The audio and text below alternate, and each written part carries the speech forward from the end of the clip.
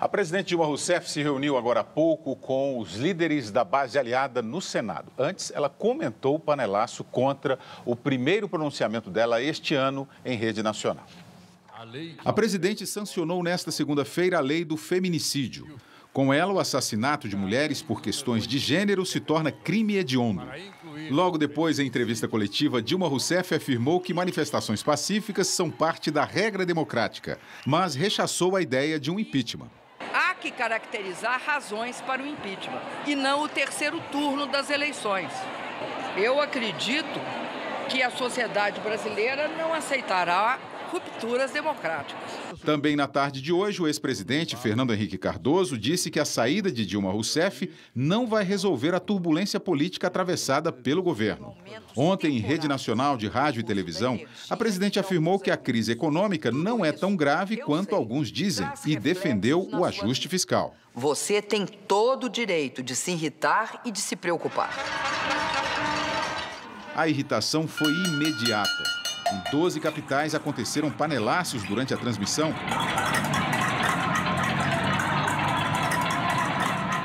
Essa manifestação retratada pelo panelaço revela que a paciência do povo brasileiro se esgotou. A manifestação foram em cidades que nós perdemos eleições e em bairros que nós perdemos, eu diria, por uma grande diferença das eleições. Ayrton, uma crescente insatisfação do Brasil. Isso é notado aí, né? Agora, que tamanho é dessa insatisfação? Eu acho que... Qual que é o tamanho dela?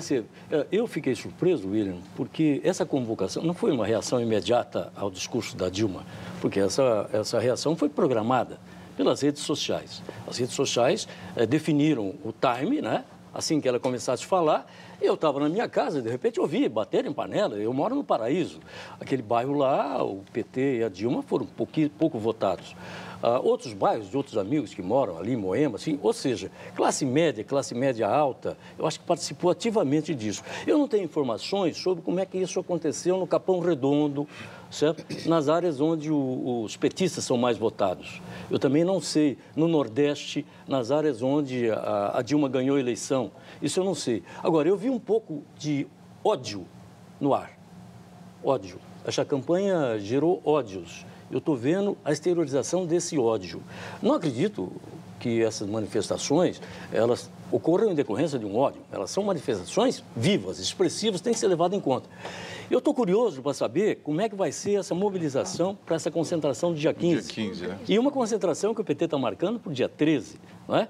A internet é uma força que nós não sabemos como ela vai atuar, como ela vai repercutir. Se essa manifestação convocada pela internet atingir os seus objetivos, nós temos uma nova forma de mobilização popular que não passa mais por controle de partido, de governo, etc. É coisa que é gerada espontaneamente. Quem tiver mais poder nessa mídia vai poder aliciar mais gente para os seus atos. Vira.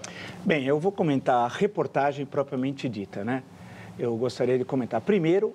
A reportagem se refere à presidente Dilma e seu discurso. Patético. Acho que qualquer pessoa de bem que não esteja vendida esse projeto criminoso de poder ou que venda, tal qual na Bíblia, a primogenitura por um prato de lentilhas, ficou horrorizado. Ela falou de um país que não existe, né? Portanto, qualquer pessoa de bem, ela não pediu desculpas pelo Petrolão, responsabilidade dela e principalmente do seu criador, que é o chefe da quadrilha, né? E a gente tem que dizer os nomes. A gente não pode, nesse momento, nessa quadra histórica, ter medo. Né? Ser fraco ou ser covarde. Então, a gente tem que dar nome. É o chefe da quadrilha e vocês sabem quem é. Segundo, ela falou daquele país que não existe. E não pediu desculpas até agora pelo maior rombo, o maior desvio de recursos públicos da história da humanidade, feita por esse governo. Segundo, ela dá entrevista, a segunda parte da reportagem, a entrevista dela. Ela mente. A presidente mente. Quem diz é o Marco Antônio Villa, ponto. Ela diz que o negócio do impeachment... evidentemente, ela não ia dizer que era favorável ao impeachment dela. Né? Mas os fatos ocorreram também no seu governo, a partir de 2011, 1º de janeiro. A lei do impeachment em 1950, quando não tinha reeleição, na Constituição de 46. Portanto, precisa ler com cuidado a lei e não fazer interpretação equivocada. Terceiro, ex-presidente Fernando Henrique, eu pediria que ele ficasse em silêncio, com todo respeito. A passagem que ele faz, a referência que eu li no UOL, eu fiquei assustado. Em 2005, ele salvou Lula do impeachment. Por favor, ex-presidente Lula, ex-presidente Fernando Henrique, Fique no seu lugar de ex-presidente. O povo está com as suas próprias forças, com as suas próprias pernas, decidindo o que vai fazer no Brasil. E lembre-se, ex-presidente Fernando Henrique, aqui em São Paulo, a vitória de Alckmin, Aécio e Serra, não foi uma vitória do PSDB fundamentalmente, não. E o senhor sabe, é uma vitória do voto anti-PT. Quarto, o mercadante falar e não falar é a mesma coisa. A sua trajetória política não merece muitos comentários. Quinto, o dia 15 é histórico. É histórico. O povo nas ruas vai demonstrar que governo é esse. O que aconteceu com o Panelaço é caso único. Foi uma surpresa para mim, por exemplo. Então, é nesse momento que nós vamos dizer se o Brasil está com um projeto criminoso de poder, e muitos estão por serem bananas, fracos, covardes, outros por serem oportunistas e ladrões, e os que estão a favor da democracia, das liberdades, do Estado Democrático de Direito. Eu acho que essa é a questão central. Esse é o momento que nós estamos vendo. Então, acho que é fundamental nós, aqui num jornal como esse, termos essa oportunidade desse tipo de discussão e mostrar, claro, que a gente sofre pressão de um lado e de outro.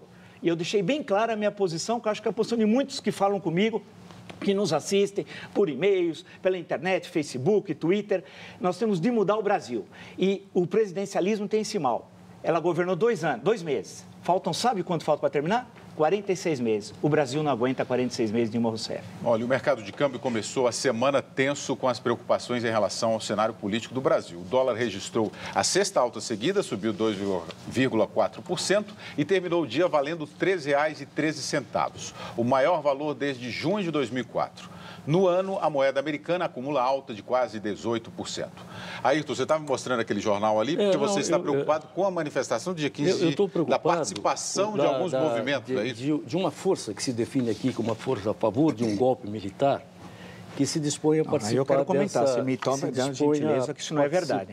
Não, espera, não, quem defende a democracia, pera um pouquinho, transformar o dia 15 em golpe, alto lá. Isso quem faz é o projeto criminoso de poder. Não, Acontece, por favor. Não acontece você que está falando a meia hora. Agora, a questão toda é o seguinte, espera um pouquinho. Você está tergiversando e fazendo o jogo dos marginais do poder. Deixa eu ouvir que ele vai. Você não me ouviu? Eu estou vendo uma notícia no jornal dizendo que tem um grupo organizado que vai participar. Está aqui a fotografia do cidadão, é um sargento do Exército.